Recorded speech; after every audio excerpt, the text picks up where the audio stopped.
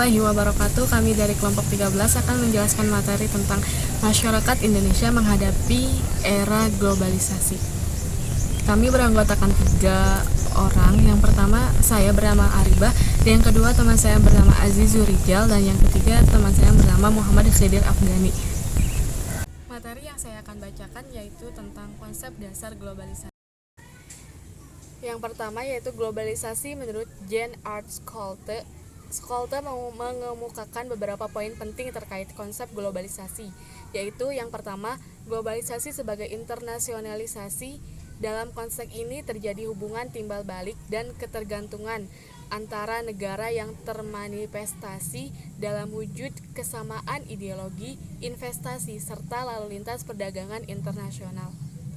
Dan yang kedua yaitu globalisasi sebagai liberalisasi. Dari perspektif ini, globalisasi dipandang sebagai salah satu pendekatan sistem neoliberalisme, di mana perdagangan antara negara dilakukan secara bebas tanpa hambatan tarif dan hambatan lainnya. Pada konsep ini dikenal dengan pendekatan ekonomi seperti privatisasi atau wastanisasi, deregulasi, serta demokrasi ekonomi. Yang ketiga yaitu globalisasi sebagai universalisasi. Dari tinjauan ini, globalisasi dimaknai sebagai terintegrasinya aspek sosial ekonomi. Di sini dikenal dengan istilah modern seperti worldwide dan broadwestward. Selain itu, perkembangan teknologi informasi menjadi elemen penting dalam kaitannya dengan politik, ekonomi, pertahanan keamanan, maupun kebudayaan. Dan yang terakhir adalah globalisasi sebagai westernisasi. Dan yang terakhir adalah globalisasi sebagai westernisasi. Di titik ini, globalisasi dipandang sebagai modernisasi ala negara barat, khususnya Amerika Serikat, diantaranya melalui kapitalisme, industrialisme, dan urbanisasi. Globalisasi menurut Jean Bartelson. Bartelson dalam penelitiannya mengungkapkan 3 konsep dasar pembentuk globalisasi, di mana setiap elemen tersebut menjadi sebuah proses yang menciptakan konsep globalisasi secara integral. Berikut penjelasannya. Yang pertama, globalisasi sebagai media pertukaran. Terkait dengan perdagangan, sistem politik, ekonomi, maupun kebudayaan, manifestasi dari elemen ini antara lain berupa munculnya perusahaan-perusahaan multinasional. Yang kedua yaitu globalisasi sebagai proses perubahan bentuk dari suatu substansi, misalnya struktur organisasi dan sistem kelembagaan. Perubahan ini melampaui batas yang membingkai tatanan yang sudah ada sebelumnya. Dan yang ketiga adalah globalisasi sebagai transendensi, terbentuk menjadi kesatuan pemikiran dan tindakan antara individu, masyarakat, dan negara. Yang terakhir yaitu globalisasi menurut Thomas Friedman. Friedman yaitu penulis sekaligus kolumnis The New York Times yang menjadi salah satu tokoh sentra pro-globalisasi, menegaskan bahwa globalisasi merupakan sebuah keniscayaan. Kehadirannya di dunia modern tak terelakkan dan menjadi fakta yang mesti dipahami. Ia menyatakan bahwa perkembangan internet telah menghubungkan masyarakat dari berbagai penjuru dunia, sehingga menghilangkan sekat-sekat dan batas wilayah negara. Globalisasi juga membuka keran bagi investasi antar negara untuk menggerakkan roda perekonomian.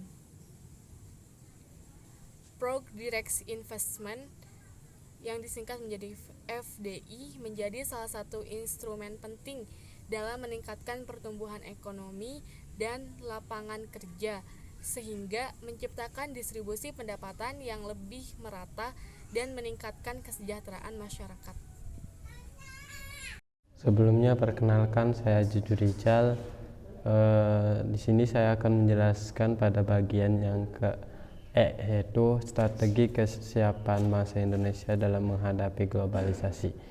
Di mana bentuk kesiapan bangsa Indonesia dalam menghadapi globalisasi diantaranya berpikir global dan bertindak lokal dengan cinta produk dalam negeri.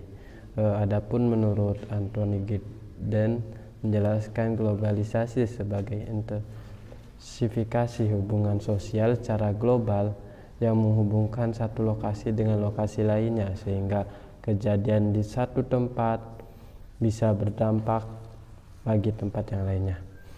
Berikut 5 bentuk kesiapan bangsa Indonesia dalam menghadapi globalisasi. Yang pertama yaitu kemajuan teknologi komputer dan internet.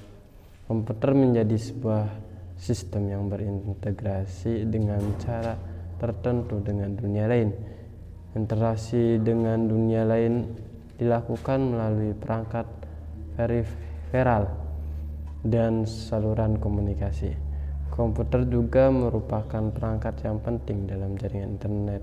Dengan teknologi internet, parabola, dan TV, orang di belahan dunia atau bumi manapun akan dapat mengakses berita dari belahan dunia yang lainnya secara cepat. Hal ini akan menjadi interaksi antar masyarakat dunia secara luas, akhirnya akan saling mempengaruhi satu sama lain. Yang kedua yaitu keterbukaan dan menerima hal-hal positif di berbagai bidang. Globalisasi membuat suatu bangsa menjadi kaya budayanya.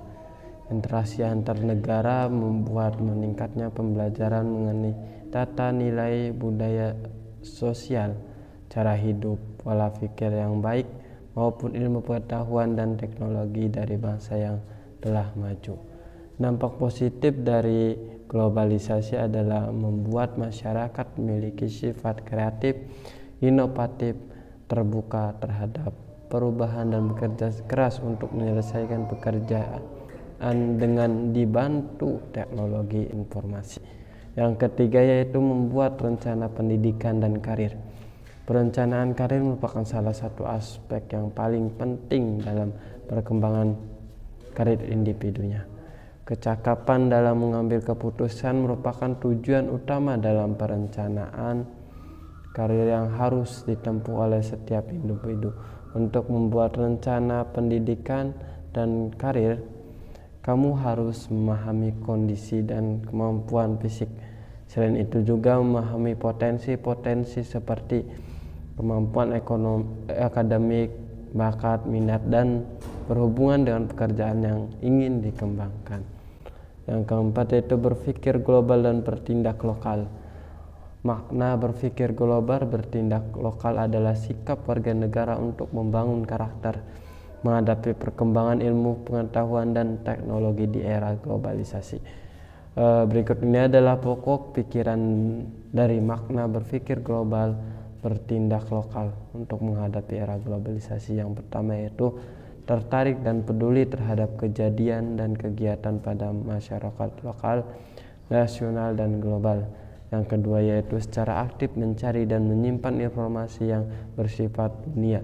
Yang ketiga yaitu mempunyai sikap terbuka dan menerima setiap adanya perbedaan atau perbaruan. Yang keempat yaitu mampu menyeleksi informasi dan menyesuaikan dengan kebutuhan dan kondisi sosial dan budaya masyarakat kita. Mungkin itu untuk bagian yang pertama. Untuk selanjutnya akan dijelaskan oleh pemateri selanjutnya. Terima kasih. Perkenalkan, nama saya Muhammad Khidir Afgandi Prawira Negara. F yaitu upaya bangsa Indonesia dalam mengatasi globalisasi. Pastinya kalian tahu globalisasi adalah fenomena yang tidak bisa dihindari. Globalisasi datang seiring dengan pastinya laju perkembangan ilmu pengetahuan. Globalisasi mempengaruhi berbagai aspek, mulai dari teknologi, komunikasi, dan informasi. Globalisasi membawa dampak positif dan negatif pada kehidupan bermasyarakat dan bernegara. Pada setiap aspek yang terpengaruh oleh arus globalisasi. Selalu memunculkan kedua dampak tersebut, baik secara positif maupun negatif. Globalisasi faktanya membawa dampak yang besar bagi kehidupan kelompok masyarakat juga pada setiap individu. Kenapa bisa begitu? Karena di era globalisasi seperti sekarang, seorang remaja seperti kalian dapat dengan mudah mengakses berita-berita, musik, film, dan gaya hidup masyarakat di negara lain melalui internet. Globalisasi membawa masyarakat pada keadaan kultur shock atau gagar budaya, di mana masyarakat dalam keadaan tidak siap atau terkejut dengan kebudayaan baru yang masuk di kehidupan sehari-hari mereka. Akibatnya kebiasaan-kebiasaan dan norma-norma lama yang berlaku mulai pudar karena masuknya budaya asing. Ada beberapa hal atau upaya yang bisa kita lakukan sebagai remaja dalam menghadapi globalisasi. Pertama, yaitu mencintai produk dalam negeri. Yang kedua, menyaring budaya asing sesuai dengan panduan nilai, norma, dan tradisi lokal. Yang ketiga, memahami nilai-nilai kebangsaan dan Pancasila dengan baik. Yang keempat, meningkatkan daya potensi nasional. Yang kelima, memasukkan kemajuan teknologi dalam pembangunan. Yang keenam, meningkatkan pengembangan usaha mikro. Yang ketujuh, memanfaatkan forum-forum kerjasama internasional. Sekian dari kelompok kami. Apabila ada kekurangan mohon dimaafkan. Wassalamualaikum warahmatullahi wabarakatuh.